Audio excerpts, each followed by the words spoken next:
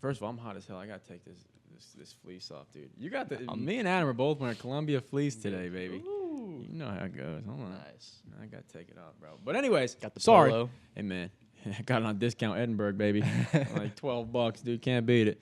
But as in terms of what I want to do in the future, we were kind of talking about this earlier. I don't really know, man. And it's and I like to say it. Like a lot of people, like if they're my age, guys, I don't want to sound like I think I'm old, but like 22 in the digital world, it feels like it's like 32. You know what I mean? Yeah. But so like I don't know, and I like to say it because like I feel like there's so many people that act like they got all their shit together. You know what I mean? And that like it really like freaks people out who are like maybe similar ages or in similar fields that feel like they're behind or feel like they're like dumb for not knowing what they want to do. I'll say straight up, I have no fucking idea. I don't know, dude. I don't know what I want to do tomorrow. You know what I mean? But what I do know is that I try to put myself in a position to where I have control over that. You know what I mean? And so that's why I stopped working at a shoe store and I opened a video production company with my brother. You know what I mean? And now like we're gonna try to start flipping houses and shit like that. So I mean, like all things that like I'm sort of in control in more so than like working for a certain company. Technically. I'm like a independent contractor for Pat McAfee still. So I mean, like it's all things that I've worked really hard to put myself in the position to do, where I can kind of maneuver however I want to. I kind of make my own schedule, do what I want. You know what I mean? So I feel very fortunate for that as well. But it definitely took a lot of planning and groundwork and behind the scenes work that a lot of people don't know about. You know what I mean? But in terms of like asking me like, what job title do you want to have in a certain amount of years? I really don't know, man. Because like I was sort of saying earlier, like you never know what's going to be. Happen. Yeah, like there could be a completely new avenue that I could pursue in just like 6 months. You know, like Vine 2 is coming out in the spring, dude. There we go. I'm going to be a Viner again, the baby. return I'm of going to be a Viner Liam. again, baby. Don't play. But so like just stuff like that, you know what I mean? Like, and that happens all the time with like different technology and different apps and different platforms that you can share your stuff on. So I don't know, man. I'm just riding the wave of life, baby. I feel you. No worries about that. And that's honestly, kudos to you because, like you said, a lot of people can't just be like, I don't know, right? But like the fact that you show that vulnerability, I mean, that's what actually gains the respect from people. Like no one really cares about like. Baby. I'll take my shirt off if I have to. I'll be vulnerable as hell. all day. No, but yeah, like I like to say it. You know what I mean? Yeah, for sure. And so. Here's something that I think that people would be very interested in. You mentioned Pat McAfee. What was it like working for Barstool and specifically Pat? Dude, I gotta say, it was actually incredible. So, like, just to give a little bit, like, just build sort of a little quick exposition. I was driving back to New York to visit family with my mom. People were tagging me on Twitter, and I had no idea what was happening because I was, I guess, literally the only person in Indianapolis that didn't follow Pat McAfee on Twitter, or Barstool. So, we were driving, everybody was tagging me, and I was like, what the hell is going on with my Twitter? So, like, I opened it up, and it was everybody tagging me in a video that a picture that Pat McAfee posted, which was him announcing his retirement and also announcing that he was going to be working for Barstool and also announcing that he was going to be opening a, like, damn near fantasy factory right on Meridian. And I was like, okay. I was like, that's pretty cool. And like at the end of it, he was like, I'm going to need creative people to be on camera, behind camera, edit, like, blah, blah, blah. And everybody's like, dude, you got to do this. And I was like, all right, fine, whatever. And so at that point, I had already had, like, at that time in my life, I think I had, like, 2 editing jobs already. And I was like, I really don't want another editing job. Like, I'll try to do, like on-air personality type thing. You know what I mean? So the deadline, of course, was literally one day after I got back from New York. So I was like, oh, perfect. So, like, I wrote the whole thing while I was in New York. I planned everything out. I, like, got a hold of a bunch of my friends. I was like, yo, can you help me on this day when I get back? They're like, yeah. I was like, don't fuck me over because it's the only day I can do it. And they're like, all right, we got you. So I got back, a couple of my friends, we made this video, and I posted on Twitter. There was an email to send it to, so I sent it to the email, but I also posted it on Twitter just because I thought it was dope. And, like, people sharing it, and like people were like, dude, Pat, you gotta hire this dude. Like, Pat, bro, look, Pat. I was like, okay, yeah, Pat, look, mother. But so like everybody tagged him, and like probably 15 minutes he liked it, and then I was like, hey, and then he followed me, and I was like, hey, and then he DM'd me, and I was like, oh fuck, and so like this is dope, and so he followed me, and he DM'd me, he was like, hey, cuz, I love your hustle. Love to see you at the open interviews in March, blah, blah, blah. I was like, all right, damn, cool. And then I was like, all right, so what the fuck is Barstool? Like, literally, dude, I was like, wait, for real, what's Barstool? So, like, of course, I, like, researched Barstool a bit, like, found out a little bit more about Pat. And, dude, the interview process was crazy, bro. Like, what was it like? So there was like 1,000 applicants, 100 people that he interviewed. And so, like, I went into the office over there. It's you know on Meridian that thing with like the red awning by that. It's like there's like a metallic buffalo on the corner, and then there's like a red awning. It's right by the library. Probably if I saw it. Yeah, if you saw it, you probably would. But that's the office. I don't know if I was supposed to say that. My bad, Pat. But anyways, yeah. So we went there, and it's funny because I got there early because I wanted to make sure leave a good impression. You know what I'm saying? So I was parked there at a meter, and I looked to my right. And I see Pat grabbing a flat screen TV out of his truck bed. And I was like, oh, fuck. Yeah, so, like, I walked out. How you doing, sir? What's up, baby? 1. You number 1? I don't got anything, brother. Oh, yeah, bro. Sorry. Have a good day, though. Yeah, man. God bless. God bless. I thought you were saying right now. I don't know. But anyways, so we get in there, and I see Pat pulling this TV, like a flat screen TV, out of his truck bed. And I'm like, oh, hell. So, and then he just grabs it, and he's standing at, like, the corner. It's a small TV. Otherwise, I would have offered to help with it. But I saw him standing there. I was like, what can I do, bro? So I walked up. I stood right next to him. I didn't say anything until I stood right up, and I go, hey, man. I said, I'm here for a Barstool interview. Here's the address. I had it on my phone. I go, here's the address. I don't know where the fuck this is at. Can you help me find it? And he just starts laughing. He's like, oh. He's like, I recognize you from the video, cuz. I was like, what's up, dude? He's like, hey, welcome. So I dab up a little bit, and he's like, hey, and his friend came out the door at that point. He's like, hey, just follow Diggs over there. He'll take you down to where everybody's waiting. I was like, all right, cool. So I went down. I waited there. First day, dude, 14 hours, bro. Oh, and it was like fucking like American Idol or some shit, dude. The whole warehouse was empty. Like, there wasn't anything built yet. It was just completely empty. There was a booth, 4 chairs behind it. It was him and his boys sitting there, the people that were, like, heading the company. And then there was one fold-out chair, like, sitting on the other side, and there was a spotlight. And then, like, a bunch of cameras, because a crew from Barstool, New York was, like, documenting the whole thing for, like, a docuseries. And so, like, then they just started calling people up, dude. And I'm pretty sure it was alphabetical, so I was fucked, of course, because I'm in, like, second half. But the first person that called up was Jordan Berry. Shout out to Jordan Berry. She works in New York now, Barstool. And she wanted to be a PA. And she goes up there, and they literally hired her on the spot. So she was a PA for the rest of the interview process. So I was like, oh, shit, like, this is a crazy day. What's going to happen with me? So, like, I probably waited, like, 10 hours. I go up there. They interviewed me. It was really cool. We, like, went over the video that I submitted, and they told me what, like, sort of shit they liked about it and stuff like that. Like, laughed about it. Everybody was actually really cool. It was a bit of a daunting process at first because I was like, damn, like, what are these dudes going to be like? You know what I mean? Like, fucking Pat McAfee, like, Barstool, like, what the hell's going on? But it was really cool, super laid back. And then the second day, they're like, they called everybody back up at the end, and they're like, all right, day 2 tomorrow. I was like, day 2? What the fuck? I was like, Jesus. I was like, all right, let's do it. Hell yeah, why not? So come back day 2, and he was like, all right, today's a challenge day. I was like, what you talking about? And he's like, all right, what's going to happen is I have a athlete here that you guys are going to interview. I'm not telling you what sport he or she plays. I'm not telling you what team he or she plays for. But you have an athlete here today.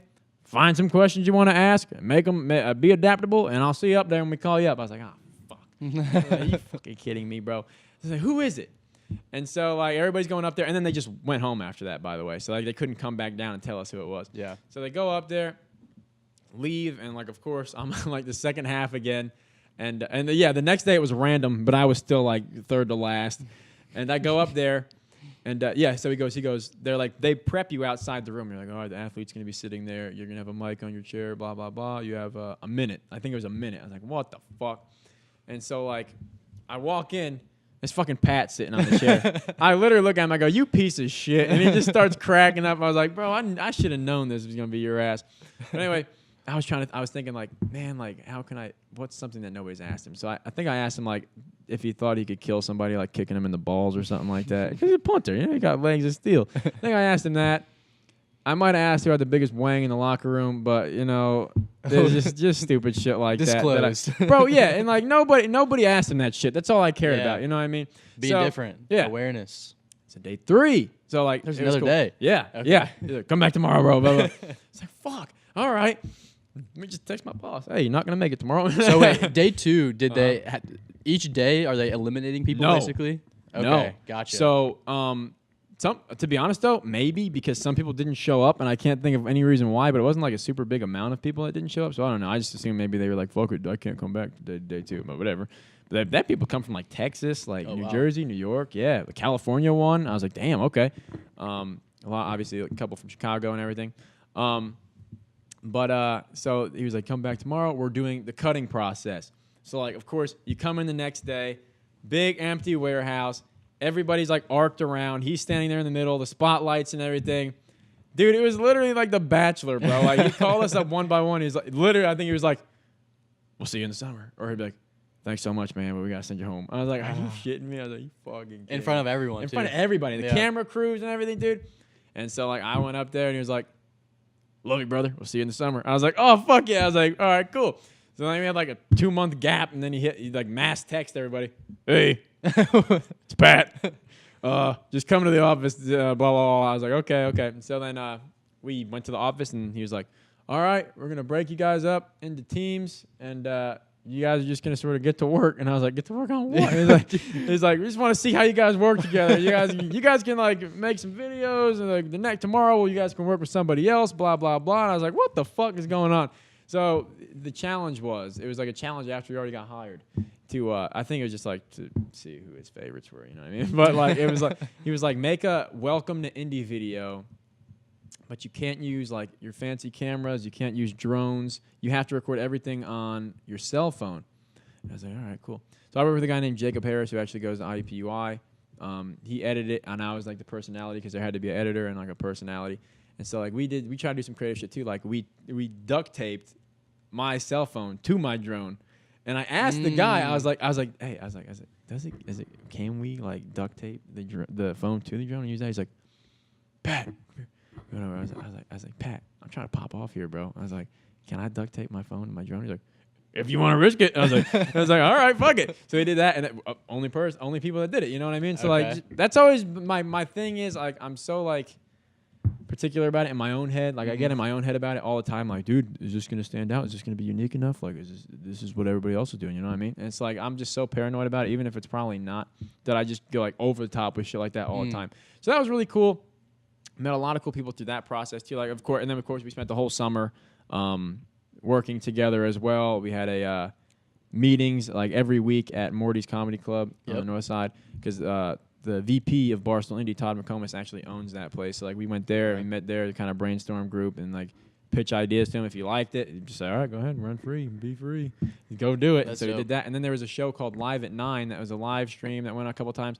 A lot of cool people came through that. Adam Vinatieri, Craig Robinson, like a bunch of cool people that like you could just meet and like that were there to see Pat and be on the show and stuff like that. So that was really cool. Met a lot of cool people. Like I said, met Ben through Barstool. Like that's how Ben and I met. Ben and Joey from Barstool, Austin Taylor, a bunch of cool people. Corey Craig, bunch of shout outs. I'm going to leave somebody out, but I'm sorry. But yeah, so that was really cool as well. That was last summer. And then again, like there was still probably like 20 people or like, I don't know, 30 people. And once the summer wound down, it was like an internship. It wasn't like a job, you know what I mean? So like he just kind of like let everybody go, and he like kept a couple people and said, hey, like I really like your stuff. Like, fuck with you, bro. You can be an independent contractor for me if you want, which basically like you can make whatever the hell you want, whenever you want. Send it in. If we like it, we'll use it and we'll pay you. If not, like that's dope. And that's kind of like what you're technically that's still on, but I haven't made a video in like a year, so it's been a while. But yeah, so that was a really cool experience as well. Something I'm grateful for. How often are you filming? Man, actually, this last 2 months is probably the least I've filmed since I was 13, dude. Really? Yeah, just because I've been doing so much other stuff with like being on other people's stuff. You know what I mean? Which I like. I like it. Like the podcasting world, you know what I mean? Like this is really dope to me. And like obviously with like the stuff that I've been doing to everybody else, and like I said, like the real estate stuff. I mean, I'm just trying to explore different avenues. But like I say this on my YouTube channel all the time too. I'm like, my YouTube channel will never be something that I don't use. You know what I mean?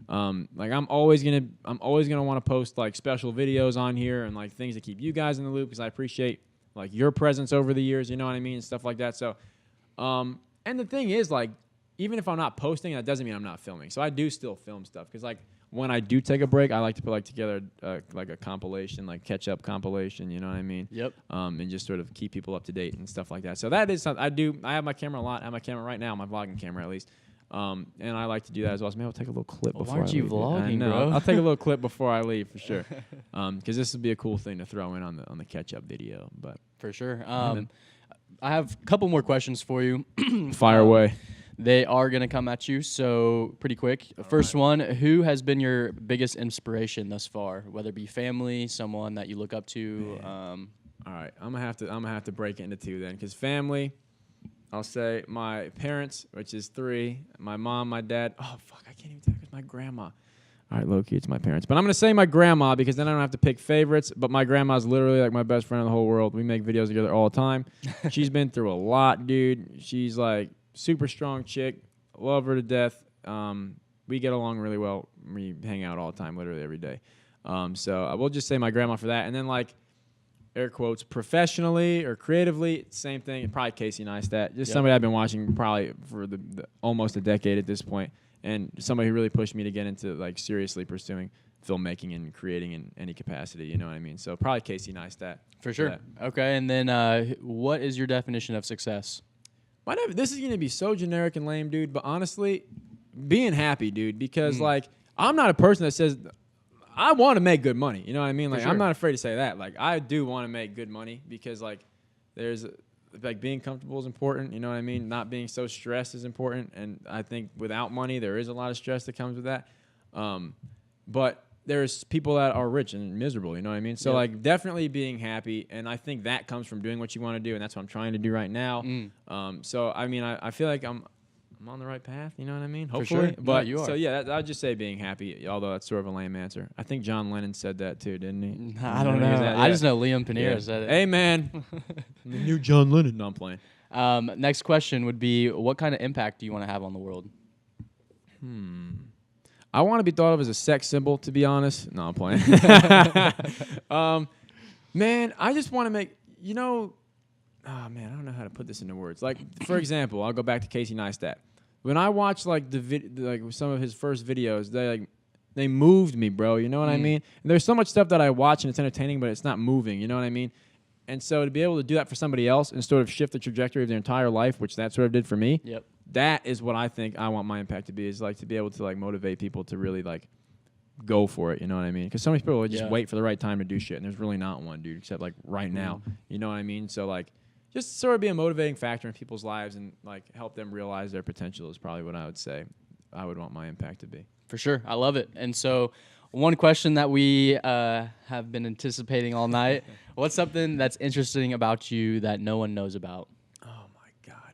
I totally trolled your ass, too. I was like, I know exactly what I'm going to say. Like, oh, I know. Man, bro. I don't get dizzy. You don't? What do you mean you don't get dizzy? No, bro, I don't I'm going to spin you in that chair and you won't get dizzy. Yeah. What? Does this spin? Yeah, we'll do it after the thing. Yeah. Bro, I don't know why, bro. That's like a low-key superpower. I might be a superhero. I know, dude. I mean, I didn't want to say anything, but no, I'm playing. But yeah, so that's kind of fucked up, right? How'd you figure this out? Dude, I don't remember. Like your brothers are just spinning. You're like, why am I not getting dizzy? Bro, what it is, I think it came from like, bro, I have ADD straight up. Like I'm always moving. I'm always doing shit. And so like when I sit in a chair that spins, motherfucker, I'm spinning. You know what I mean? Like I'm not stopping either. So like the only reason I'm not is because it's wire, bro. So like if I'm in a chair that spins, bro, I'm kicking my feet around. I'm telling people to push me around. And then like I guess after I would get up, they'd be like, dude, like, how are you not dizzy? I'm like, wait, I don't know. You just got immune to it. Maybe I did it so much that I don't know. But yeah, so that's something. What else? A lot of people like to think that I'm like a delinquent, bro. Like they were surprised. Like for example, I didn't get drunk once until I was 21, bro. I didn't get drunk once until I was 21. Yeah, I didn't like sneak out or like do any of that shit or like get a fake or anything, or even steal my parents' alcohol, bro, until I was 21. And now I get shit-faced 3 times a week. Once I turned 21. Now I'm a piece of shit. I'm actually drunk now. That's the only reason I came. No, I'm playing. But yeah, so that's kind of, because most people are like, what? You know what I mean? I was like, yeah, dude, I don't know. You honestly do, like, your personality is, I would assume that you partied in high school. I'm not surprised. Yeah, I'm not surprised. But I went to some, but like I just didn't. Because I'm paranoid about shit, bro. Like, maybe that's an interesting fact, too. Like, I'm in my head about everything. Be like, if I get drunk, how am I going to get home? If I can't get home, then I have to actually call my parents. They're going to be so fucking mad, dude, blah, blah. And I think it was like, I didn't want to let my parents down because my parents have always been the best, dude. You know what I mean? So, like, I just didn't want to do anything to them that I felt they didn't deserve, and they definitely didn't deserve that. Because, like, I want my kids to be like that with me. You know what I mean? Facts, yeah. Yeah. No, So, I feel you. That's good though. That's man. both really good, interesting facts. I'm a good boy. So that's the takeaway. Where can people find you? They can find me everywhere at Liam Pineiro. LiamPineiro. They can find me on Facebook, Twitter, Instagram, YouTube, Pornhub, Tinder, MySpace. Literally anywhere there is an internet connection. Type in at Liam Pineiro, and that'll be me. What's your most active platform? Well, probably like Snapchat or Instagram purely for the story aspect because I probably do like every day, but I tweet a lot now these days. I'm trying to get good at the Twitter. And then The Twitter. I am trying to post more on Instagram too. I think I posted, like I said this last time I came, I think I posted like 5 Instagram pics this month, dude. So that's like a Nice. new record for me. So I'm trying to get out there and everything. Check your boy out. Get at me. Computer just died, but we're still good. My last question would be, so one, before I go into my last question, if this is your opportunity, open mic, do you have anyone that you want to shout out? Anything you want to say? It's all you. Only thing I want to say is, if you guys, the lovely people in Indianapolis, if you don't get your asses to the Laugh Out Loud comedy event this Thursday from 7 to 10, actually 6:30 to 10, at 120 East Market Street, I will be severely upset with you. Big facts. Yeah, I'll lightly slap you on the arm, and you'll probably punch me in the face and knock me the fuck out. But please come, man. It's going to be a good time. It will be. It will be. I appreciate that. And then the last question for you. Yes, sir. So let's say, Liam, you go on and you get 100 million followers on YouTube. You're making videos left and right. People are inspired by your work. You go on to be, all your dreams, everything comes true for you, and you're at the end of your life, and every video you've created, everything that you've done is completely wiped off the face of the earth. You have one lesson that you can leave with your children, your family, your loved ones. What would that lesson be? Well, at that point, it would be back that shit up on a hard drive because I want it back. Damn, dude. Be good to people, bro, because... And I say that genuinely, man. Like, I always say, like, and I don't mean to say this arrogantly, but, like, my favorite, like, attribute about myself, quality about myself, whatever you want to say, is that, like, I treat literally everybody, like, with the same level of respect, dignity, any politeness, no matter, like, where I meet up with you, how I meet up with you. Like, if you're at the top of the bottom of the totem pole of life, man, get the same thing from me, bro. And I mean, I just feel like everybody should be that way because it makes me feel, like, really nice, and people are, like, genuinely, good people to each other, you know what I mean? So, like, I think that's very important to instill in the youth of, I agree, this 100%. generation. It's all about genuine connections, genuine interaction, because people see through the bullshit. And I'd also be really pissed if all my shit got wiped out. Just saying. Back that up on a hard drive. Bro, backing it up. Facts. Right on. Well, that wraps up another episode 19 of Novelty Voice. I'm Adam Carendang. This is Liam Pineiro, and we are signing off. Okay, bye.